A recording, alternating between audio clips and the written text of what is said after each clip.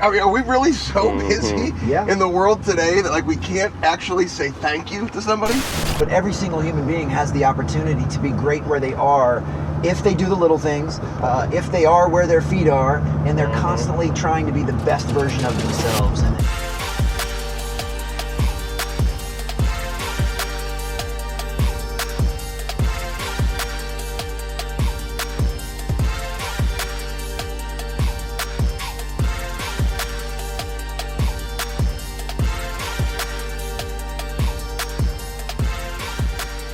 About what's changed, I think the world is moving so fast with social media and technology, and I think it's the rare individuals that understand how to separate the two, that understand the importance of human touch and relationships, which will never be replaced by technology, it'll never be replaced by a computer, are the ones that are going to continue to create this distance. And then people say, well, how did, like, I don't understand why, what's so special about that person? It's like, well, they understand how to have a conversation with somebody. Absolutely. Yeah, you know, I mean, the whole world is moving towards automation, digitization, AI, and you're 100% right. It's the people that make the time for face-to-face contact, that make the time for little gestures of gratitude, like handwritten notes. Even little physical gifts these day and age can go a long way, since everything is automated and digitized. I mean, even, you know, how many people actually hand out handwritten birthday cards anymore? Like, you get something that people post on your Facebook wall, happy birthday. And some people won't even do that. They just put HBD and an exclamation point. Like, you couldn't even make the time to say happy birthday. So I'll tell you something interesting about you saying that. Every time I send something to somebody where I'm thanking them or saying you're welcome, I always spell out you're welcome, and I always spell out thank you. I don't put THX, because I'm like, I mean, are we really so busy in the world today that like we can't actually say thank you to somebody? Well, and I think in summary, like when we look at all this, no matter what business someone's in, they're in the relationship business. And that's because of two things. One, whoever's on their team, their colleagues and their coworkers are human beings, and whoever they're selling to, their clients and their customers or their members, their patients, they're human beings. And those two things will never change. So relationships are the key, and one of the most important ingredients to relationships is caring. You know, caring matters a lot. And how do you show someone you care? You give them your time in the present moment. You handwrite them a thank you note. You know, you make the time to set your phone face down and have a conversation with them, even if it's only for 3 minutes.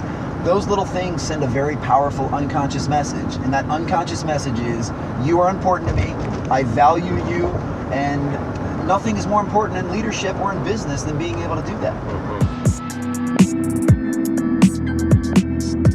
That's where I think you do go back to some of these old school tactics. You know, obviously my entire philosophy is built on fundamentals and on the basics, but if the whole world is going to zig, then you have a chance to stand out by zagging. And if everyone is going to just put HBD on your Facebook wall, and you actually make the time to call someone and leave them a thoughtful message, or here's a way you can actually use technology.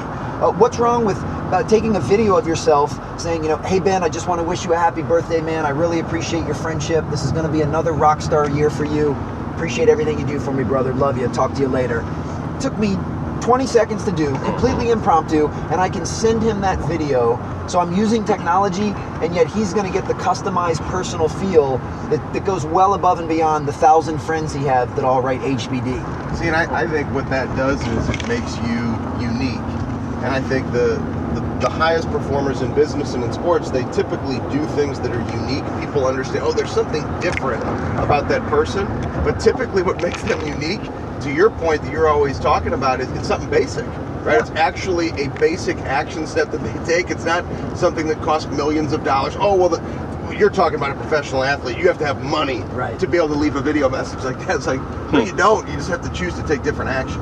Absolutely. And I think to take it a step further, and this is what the best leaders I've ever been around understand, is that you have to learn how to speak the other person's language.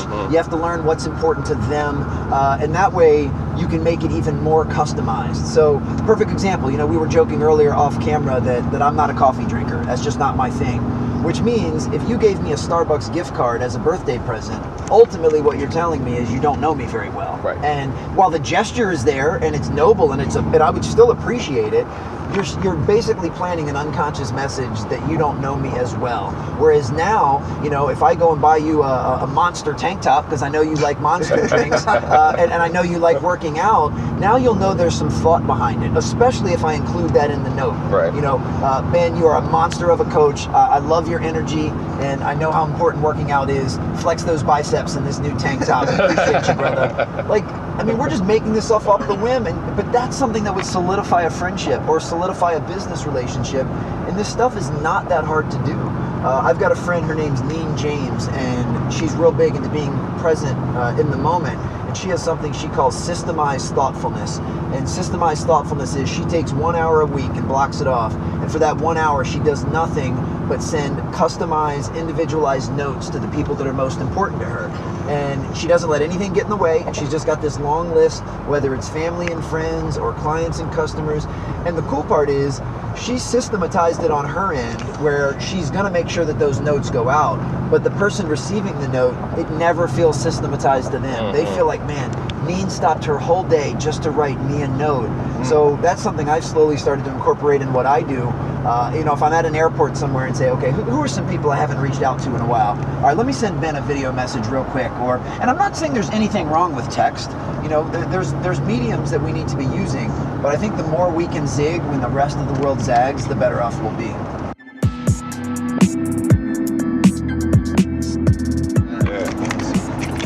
Reading the book Can't Hurt Me by David Goggins was a life-changing book for me. And I think so oftentimes, I had a morning routine. I had, all these areas where I was pushing and challenging and reading.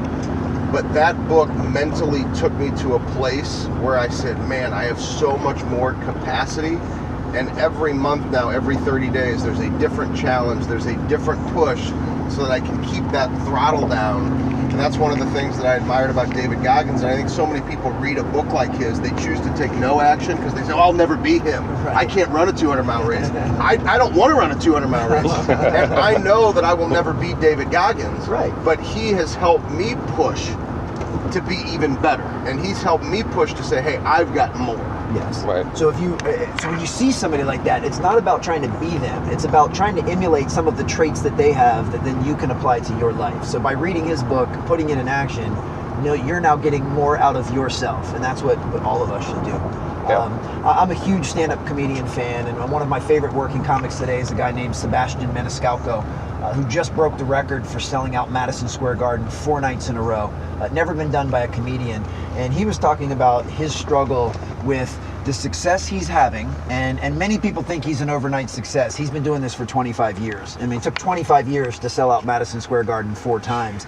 But he's talking about now that he's got this success, that he struggles with balancing enjoying the moment and enjoying the success and what he's doing, and kind of being fearful and anxious about when it's all going to stop. And that's something I've struggled with before myself, is not getting complacent or content in the present moment, but taking a moment to enjoy going out to a sushi dinner with a friend and not feeling like we got to be grinding 24/7. So that's something I've been more conscious of, is trying to enjoy the journey while I'm still on the journey, as opposed to waiting and saying, hey, when I'm 70, I'm going to look back and think everything was great, because there's no promise I'll even make it to 70. So let's enjoy the ride while we're on the ride.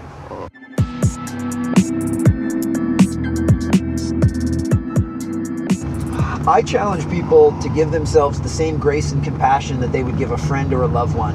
I find that high performers in particular are usually way harder on themselves than they are on those people in their inner circle. And it's important for us to give ourselves some grace. When you make a bad decision, or you make a bad play, or you have a bad day, it doesn't mean that it's okay, but you need to give yourself some grace and move on to that next play, and don't constantly beat yourself up over it. I would like to see high performers celebrate the little wins a little more often than they do, because I think that makes life much more enjoyable. So whoever's listening to this or watching this, it's okay to celebrate your little wins, and it's okay to give yourself some grace when you mess up, because you're gonna mess up a lot. When I shared the stage a few years ago with Ray Lewis, and one thing I'll tell you about Ray is one of the most misunderstood individuals. He's a guy who, made mistakes, but has always accepted responsibility. And one of the things, just in the behind the scenes, and we spent hours just talking, was, for him, it's greatness is a lot of small things done well. Oh, I love that. And it's the repetition of the things we know we need to do over and over and over and over again. And, it's when you have the opportunity to hear from a Ray Lewis. And I always love asking people what makes you great. And like the answers are typically the answers that we would expect would be the easy answers, but it's their philosophy around how they showed up to perform the action around what those easy answers were. And he talked about just you do it Monday and then Tuesday and then Wednesday and just never complacent. But it's greatness is a lot of small things done well. And now one of the things that we talk about at the Kansas State football program is stacking days. We just got to stack days. And if we stack days, Saturdays are going to take care of themselves. A college athlete gets super eager, like, oh, we got a big game on Saturday. Well, if it's Monday, like, we got to take care of Monday. Like, there's no snaps to be played in Saturday's game on a Monday or on Tuesday or Wednesday or Thursday. So you got to continue to get obsessed with the details, live in the details, hammer the details, get obsessed with that improvement, sprinkle in a little what Ray Lewis would say is you got to get pissed off for greatness sometimes, but it's a lot of small things done well. I love that. Yeah, I would agree with that completely, and I'd even say, greatness is simply the consistent pursuit of being your best self. So whatever it is that makes you your best self, and that's where, we've talked before about not playing the comparison game, because I think you can be great wherever you are. You might be the overnight building service person. Your job is to take out the trash at IBM, and you can still take pride in that, and you can still be great where you are and do that to the best of your ability, and do that as a means to provide for your family, and then go home and be present with your family. I don't think, sometimes I think we assume that greatness is only for, the elite athletes that win Super Bowls or the people that win Oscars. That's a recognition of their excellent performance, but every single human being has the opportunity to be great where they are if they do the little things, if they are where their feet are, and they're constantly trying to be the best version of themselves. And that's really all any of us should ask of ourselves and be in pursuit of, is how good can I be in these different areas of my life?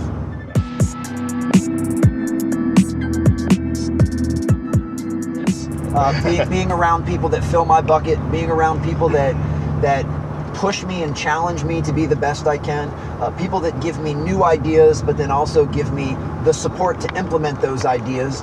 I always try and surround myself, and that's one of the beautiful things with technology. I mean, if I'm not mistaken, this is only the second or third time you and I have met in person. And yet we've been friends and colleagues for several years now, because your daily infusion of what you put on social media is something that continues to motivate and inspire me. So you're having a hand in my success, even though we only see each other, average once a year. And to me, that's what keeps me sharp, is continually trying to raise my level of the people that I surround myself with in person and digitally. And then, of course, I want to be that type of person too. I want to be the type of person that other people want to be around because they feel that I fill their bucket.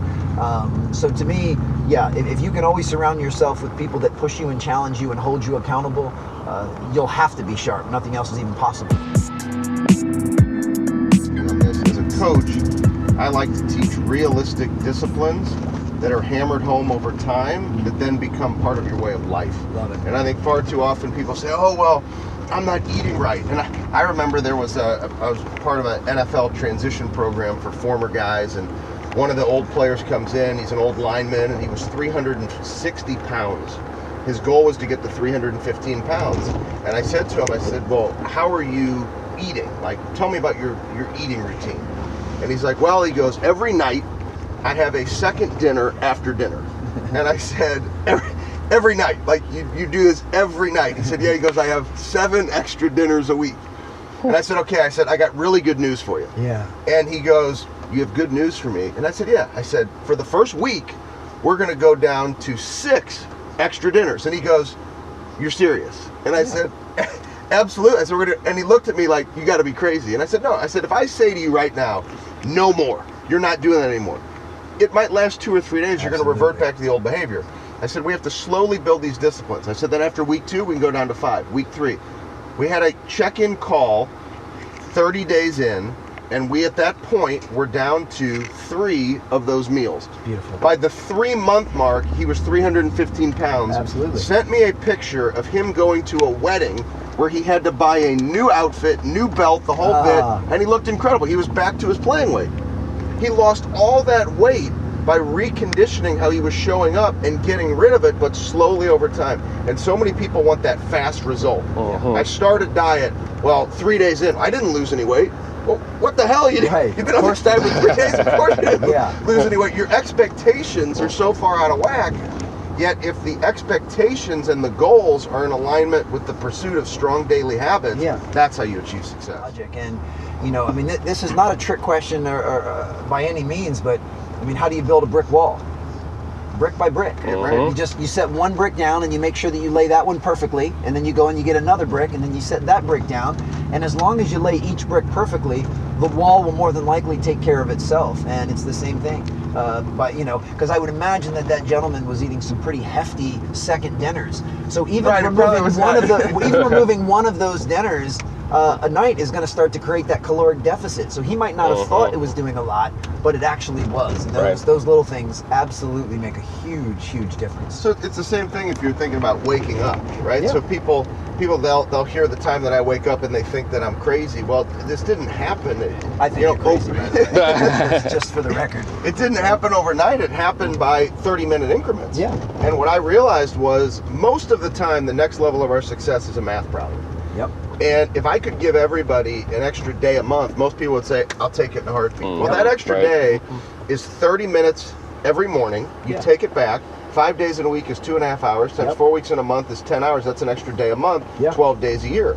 And some people go, I'm just not a morning person. Okay, well then the 3 hours of Netflix you're watching at night, let's go down to 2.5. You're still going to watch a lot of episodes of your shows. But in that 30 minutes, one of my mentors and friends and coaches, Dr. Selk, wrote a book called Organize Tomorrow Today.